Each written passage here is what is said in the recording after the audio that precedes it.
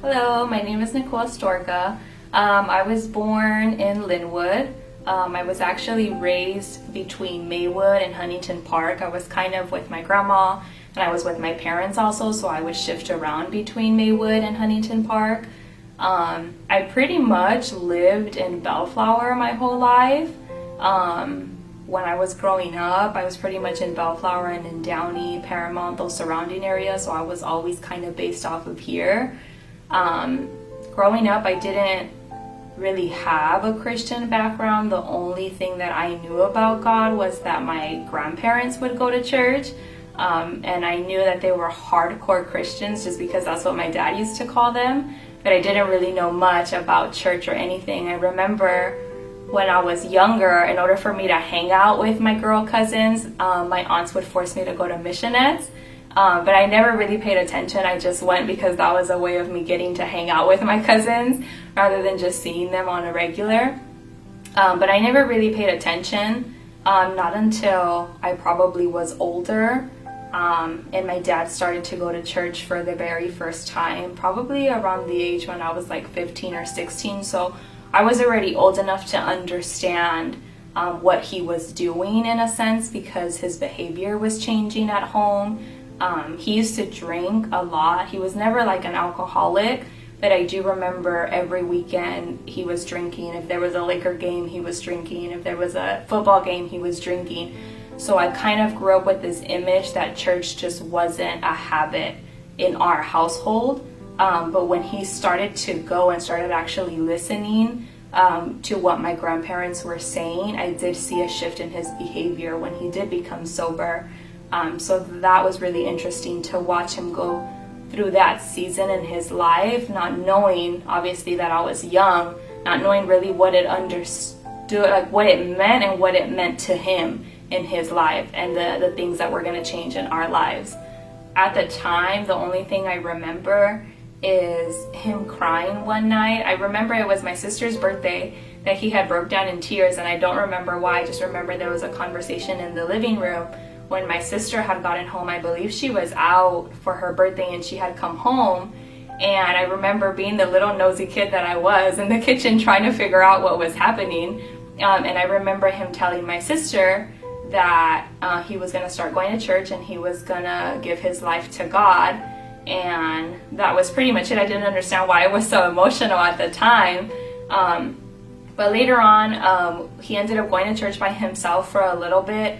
And then he started bringing us with him. We started coming here to Desert Rain. And I remember he made it a rule when we started coming on Sundays that if we were going to live under his roof, we needed to come every Sunday. And so I remember I was like, I don't want to come to church. I was not interested in church. That was just not my thing back then. You know, I was a high schooler with my friends doing everything that everybody that the world, what they were doing out in the world at that age. But I remember when I would come, I would listen to the lyrics and I would hear the sermons, and they wouldn't really resonate with me just because I didn't know what it meant to live the church life. I remember at the time my dad would put the Left Behind movies because he would always want to scare us in that way, or encourage us, I guess, in that way to come to church or to be more involved in God. At the moment, I just thought it was fake. But I do remember one night going to sleep and in the dream, and I remember so vividly now that I'm older, I remember me and my dad went out to a park, and we never really, it wasn't a thing for us to go to the park and just play outside. But I do remember going to the park and playing in our dream, and I remember everybody was around us was having a good time, and I started to feel really weird, not knowing why. But I remember looking up to the sky, and it's kind of like the sky opened itself up.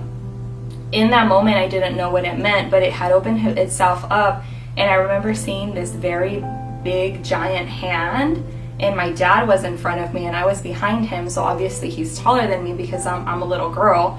And so I remember the hand grabbing my dad, and I remember just picking him up and just taking him, and then I didn't see my dad anymore. And so when I woke up, to me it was a nightmare, because in that moment I had thought, well, something's going to happen to my dad, like my dad was going to leave or something was going to happen.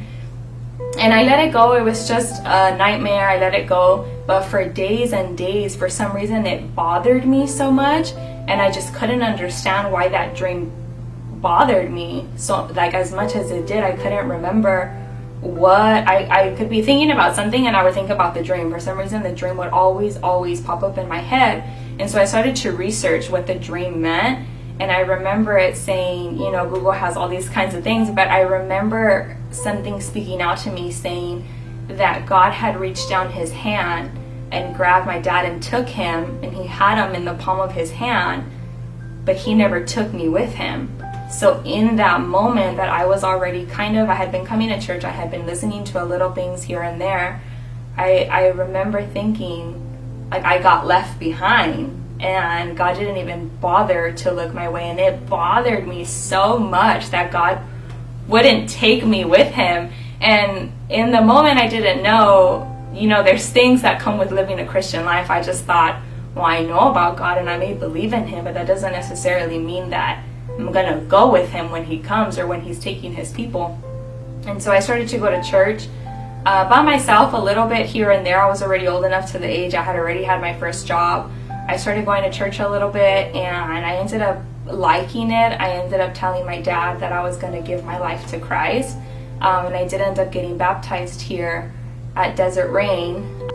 After getting baptized, I obviously fell back in the world. It was very easy for me to go back to living in sin just because I didn't want to let who my friends at the time were, let them go, let my relationships go. I didn't do the whole sacrifice thing. I didn't surrender my all. Maybe at the time I thought I was, but now that I look back, I wasn't, because I didn't want to let go of certain areas in my life. And because of that, that resulted for me to go back into the world and just continue to do what I was doing. But probably worse, I don't think, before I came to know about the Lord for the very first time, I felt like I was a good, innocent kid, and then I feel like after I had gotten baptized, now I felt like sin was more, I was more tempted to do more things. Now that I knew about God, it's like the devil was working even harder for me to do things that I knew I wasn't supposed to do, or I knew that I shouldn't have engaged in.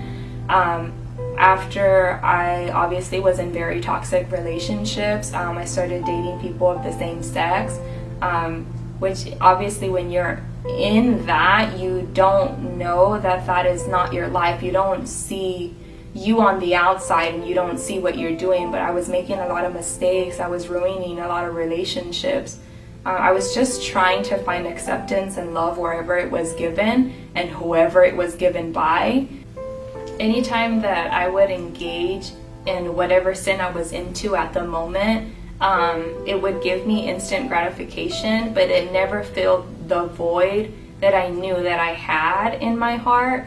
It led me to feel really anxious, really depressed, and I think by far very lonely in the situation.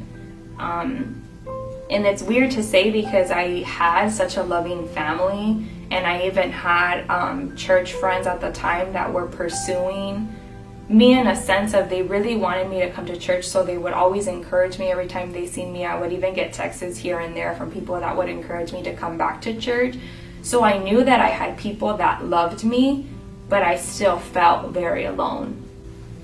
There were certain days that I would wake up just so mad at the world, and I didn't know why.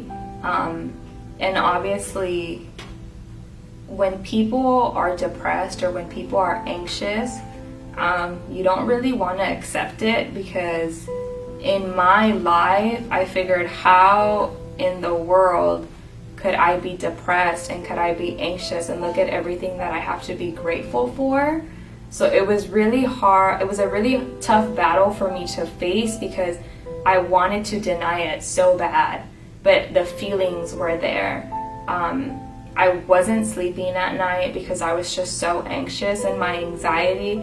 I remember going to therapy, and it wasn't helping. I had gone to therapy in the past for very minimal things, but I was going so often that it just wasn't helping. It became more of like a habit. I knew that when I had anxiety, I knew that depression was gonna come, so I kind of would try to prepare myself in those moments, but I couldn't. Especially at night, my thoughts would just lead from one thing to another, and there was a point in my life that I did become very suicidal. Never attempted, thank God, but there were thoughts that what if what I'm feeling is a sign from God saying, maybe in this world you don't really belong, or you don't really fit in. And, now thinking back at it, I'm thinking, that thought was dumb, but it's not, because it's something that you feel in those moments that you feel. Nobody can understand what I'm going through, or nobody can understand. If I say these things out loud, people are going to think I'm going crazy, or I'm crazy, or they're going to want to put me in some kind of home or something, and so I never expressed that to my family or to my friends, just because that was always something that was very embarrassing for me to share. So I kept it to myself, which made my anxiety a lot worse. Therapy wasn't helping me at the time. Living in sin definitely wasn't helping me at the time. It was only making my anxiety worse. I was already in college by the time my anxiety had gotten really bad, and I remember going to classes and I couldn't sit through the class because I just couldn't sit still because of how much anxiety I had. So I remember skipping a class, and I got in my car and I decided that I was going to go home for the night. And it was already nighttime, and I remember driving and getting on the freeway, and anxiety overcame my body so hard that I just felt frozen, and I felt like I was gonna crash, and my body felt like I was dying, like I was gonna have a heart attack or something was gonna happen to me in that moment, that I just had to pull over. And so I started to pull over, and at this point I'm in tears and I'm crying because I'm just not understanding what is going on in my life and where my life had shifted. At what point did I make so many mistakes that I feel this bad about myself? And so I remember just sitting there, and I remember just pulling over and crying, and I don't think I've ever cried so much in my life or so hard. And I remember asking God for the first time in 2 years. I remember asking God, like, is this really what you want my life to be? Because if it's not, and you still love me, you still care about me, then you need to let me know that in some way, shape, or form. Like, I'll take anything. I was so desperate for him to speak to me.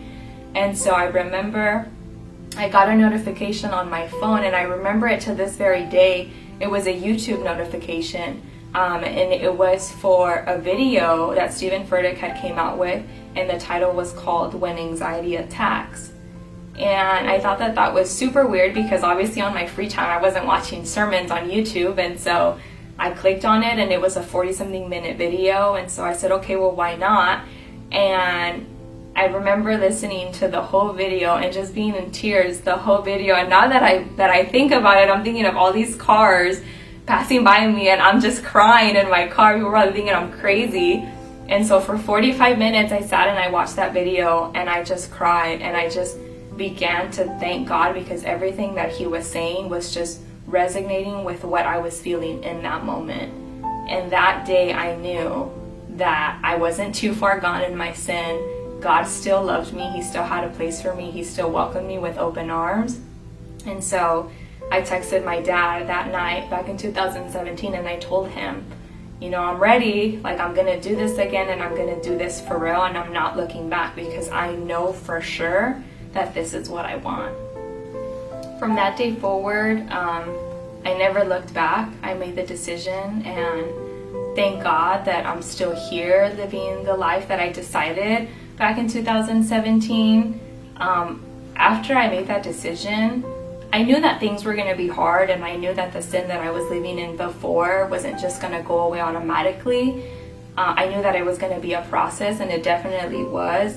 but I can sit here today and say that I don't look at women the same that I used to. I don't have a lot of the fears that I used to have before. Anxiety, I mean, it comes and I'm quick to be like, get out of here. And it was very hard for me to do that before. Depression no longer is in my life. And I just thank God for that, because He really did shift my life that day and really did shift my perspective on what it is to really surrender. And so I started coming back to Desert Rain. And I thank God that I had a lot of people here that really believed in me. One of them being Pastor Alex. I remember we would talk about the homeless all the time. That was something that I really loved, just because I know that the homeless probably feel that they're so far gone that they don't have any other chance. They don't have anywhere to go for people to love them. They don't have a second chance. And for me, it was really important for me to really voice that that's something that's important, because although me, myself, I'm not homeless, but I do know what it feels like to feel like you're not accepted, or to feel like you don't have a second chance, or you're not going to get a second chance. And so I remember Pastor Alex took a chance on me, and he said, well, do you want to start a homeless ministry? And I said, well, sure. I didn't really know what I was getting myself into, but he was a really big help, and he walked me through the steps. And so to this day, I run a homeless ministry here at Desert Rain Church. And we love to go out to Skid Row, and we love to give people in need kind of a second chance, the way that I look at it, and just to show God's love, just how God has showed me His love, and just how people here have shown me. I pray by me sharing my testimony that you can experience my freedom that I live in today. And I do want to share a verse with you, Psalms 34:4. I sought the Lord and He answered me. He delivered me from all my fears. When I sought the Lord that day, it wasn't a crazy thing that I had to do. God is not just some religion that you have to come with all these things and all these packages in order for Him to love you. Whenever you do feel hopeless, whenever you do feel anxious, depression, whatever it is that you may struggle with, I encourage you to seek the Lord, to call on His name, to just say, God, if there's more for me in this world, then you need to let me know, because He will answer you, because He does love you. Thank you so much for hearing my story, and I pray that this encourages you, and I just pray that we see you next Sunday.